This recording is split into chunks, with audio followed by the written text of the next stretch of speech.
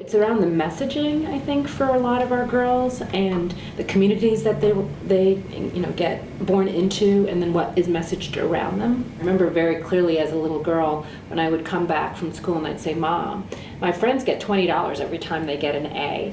And my mom looked at me, because it was clear I was about to ask for the very same consideration. And my mom looked at me and she said, "What, do you think those grades are for me?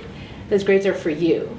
And it really changed the way I thought about what I was doing in school, that it was about my future and I had to be in charge of it. When I went to school, it was being part of your product of your environment, and you only become and stay in that product of the environment if you decide to do that. We do get diverted out of our track of trying to succeed because we stay in that environment. And I think that we have to make, as Latinas, we have to help those young ladies be able to make conscious decisions, to be able to know that there's more out there for them. There's more opportunities out there for them. I mean, when I was growing up, my mother came from Puerto Rico, but she completed her 12 years, but there was no expectation of me going to college. There was no talk of me going to college.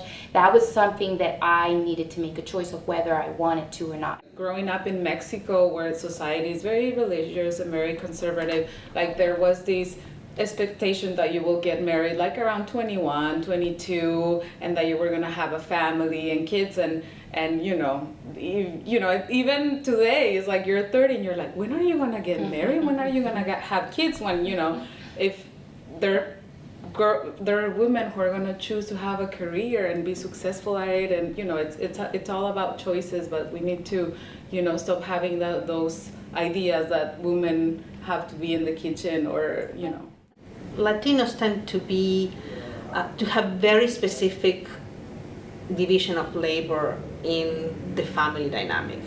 The mother is supposed to be there for everyone, with an open schedule, very nurturing, and self-sacrificing. That's the image of the Latina woman. Be always there for the family.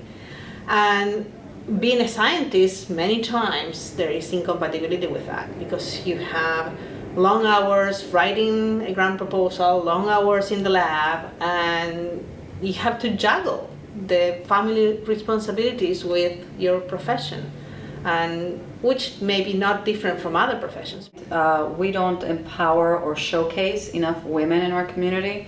It seems like, oh, there's a few, right? And then you tend to be the token. Here, everyone's like, we have our community, we have the Puerto Ricans, we have the Mexicans, we have, and so on, the Dominicans, and everyone's kind of separate. And so I come from a background where I grew up in different countries, and I'm half and half. I'm half Honduran, half gringa.